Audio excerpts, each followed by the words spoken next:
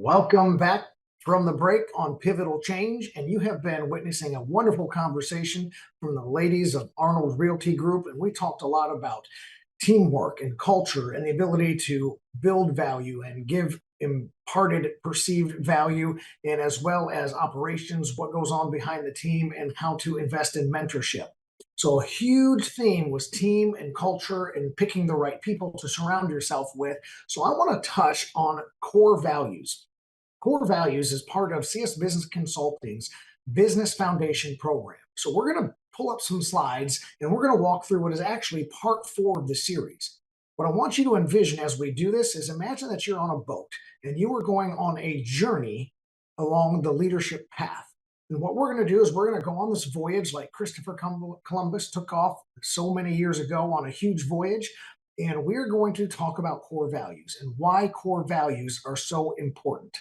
So when we look down at this, core values are like building blocks. And actually, the person that has these building blocks in their life is relying on about 10 blocks. So we're going to jump to a slide here to demonstrate how these work. These building blocks stack up on each other, and you use these 10 values to make all of your daily decisions. Your core values go and they help you decide when to emphasize something, what to eat, what to wear, how to establish relationships, all the way down to who you will marry, who you will join into business relationships, who you will partner up in faith-based activities, and how you will parent and raise your children. So it's very important that you understand that of those 10 values, some of them are just complementary values. They help you make important decisions. Others are strong values and they show up more often. But at the very bottom, supporting all others, are the 3 core values. These 3 core values are the ones that you live, fight, and die for. And they do not change barring some traumatic life event or some major change. We're talking about, a near-death experience or the birth of a child, maybe getting married or finding a faith in religion. Those things can affect your core values.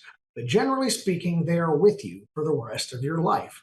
So we're going to skip down through this presentation on a few slides, and we're going to understand why it's so important to target the use of these values.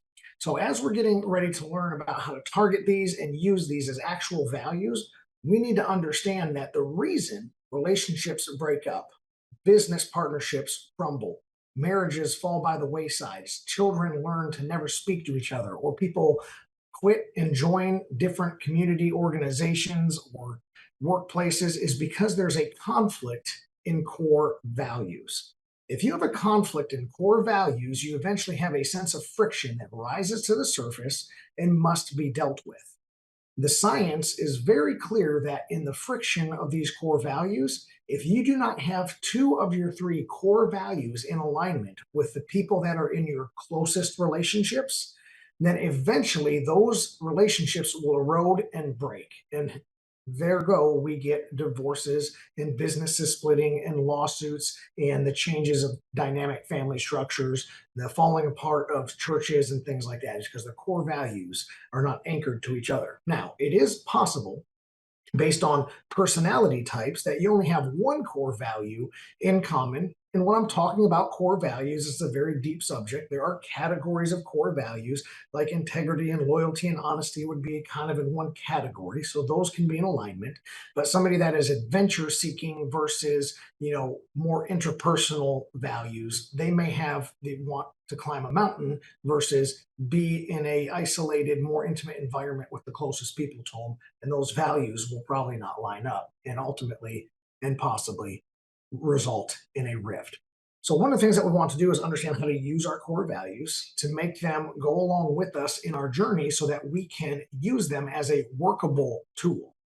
So what we want to do is we want to understand how to determine our core values. We determine our core values by getting out a pen and paper and examining ourselves through self-reflection. What we want to do is we want to find some type of avenue, and CS Business Consulting has an actual test where you go through and you select your core values. So we're going to jump to the next slide and see how this looks a little bit. First, you got to go through that selection process.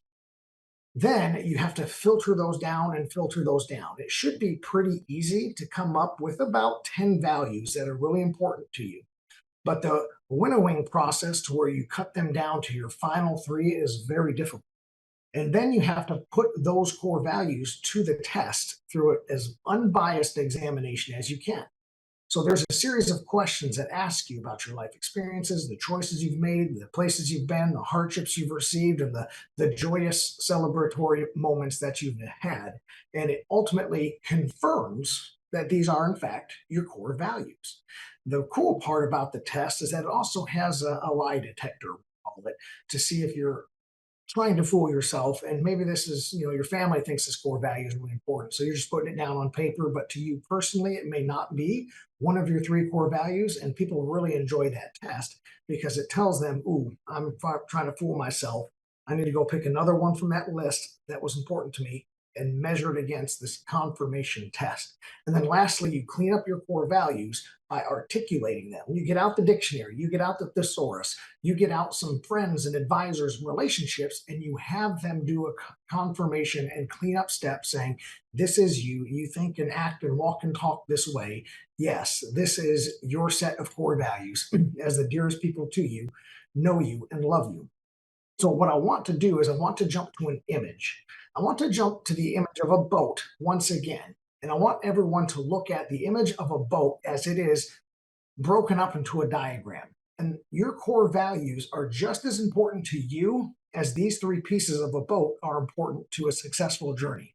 The keel or the hull. So if you look at the hull of a ship, and if that core value is violated, it is fractured, it is broken, it loses its integrity in any way, that ship starts to take on water and ultimately will sink. So if you contradict your own values and you live a life of cognitive dissonance where you are living apart from what you truly believe, you're taking on water against your values. The main mast, which runs right through the ship and is literally anchored to the belly of the ship, that bears the load and it catches the wind. And that is the piece that drives the ship forward using the wind power. If that mast breaks, and you think about maybe some pirate or Viking movies where the ship mast breaks and they're literally dead in the water, if you violate your core values, you can find yourself being dead in the water. And the last image I want you to grab hold of is the rudder. Even though it's a small part of the ship, it does steer the entire voyage. That rudder guides the entire ship and gives you the exact, very minutiae movements that it can make to pull up to a dock and everybody get off safely. If you don't have your core values established or you don't know what they are, you're like a ship without a rudder or at least a broken rudder. So keep in mind how important these are. Emily, in our last segment, emphasized so much how important it is to surround yourself with the right people. And understanding your core values and that of the core values of your company allows you to measure that against the people that you bring into and allow into your life. If you don't have a test to get your core values written out on paper, articulated very well for you and others to know, then you might be selling yourself short as a leader. You want to go ahead and blend these into your overall leadership philosophy so that you can influence not only yourself, but the people in your families, your organization. And you need to be able to do that. If you find that your company or you have drastically different core values, it would be better now to decide to make an amicable split than it would be to do it because of fractures and friction. So it's very important that you understand that. And after picking your own core values for yourself, you line them up with your partners and you get new core values that match and jive with everyone for the company. So we're going to jump down a little bit in my presentation and we're going to look at the Shelton and Associates core values. That is the accounting firm that I own.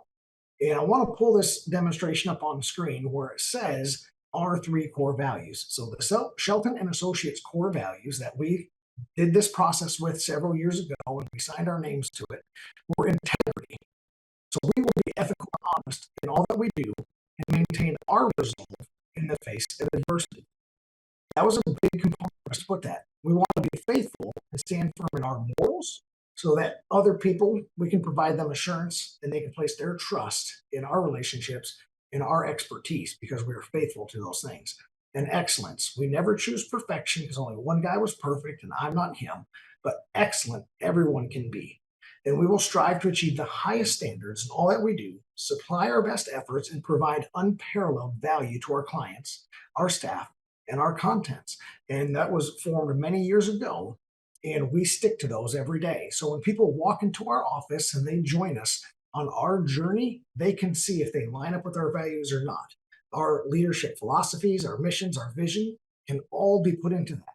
So think again about a picture of a boat and how your overall leadership would be influenced by your core values. Your core values have a direct link to that mission statement and articulating why you're showing up every day. And you're going to support that mission with your core values. You're going to support that vision of yourself in the future through your core values. And your leadership philosophy will be built around and have a major component anchoring the core values. All of these are going to influence the type of policies that you write, the type of procedures that you put in place, your future directives that you're going to give out, the people that you hire, and the overall navigation of your journey. So as I conclude tonight's episode of Pivotal Change, you have heard from the ladies how they build their teams. They look for the personalities, the cultures. Tell me now, in reflection on the last 45 minutes to an hour, do you believe that Arnold Realty Group has matching core values or friction in their core values? I'm telling you and answering to you today, they absolutely have their core values in alignment, both as individuals and an organization. And they are the highest achieving realty firm for the last 2 years in this region. And they don't brag on themselves enough. But if you also go through the process of establishing your core values, you can achieve success by aligning those things and literally take yourself up and to the right like you never thought possible. And it's not a skill, it's not a product, it's not something that we typically think of in the business world, but in the leadership world, it is pivotal. So with that, I want to end tonight's show by encouraging you to go out there and see the change and be the change, and stick with us next time on the show Pivotal Change. Have a good night. This has been a Now Media Networks feature presentation. All rights reserved.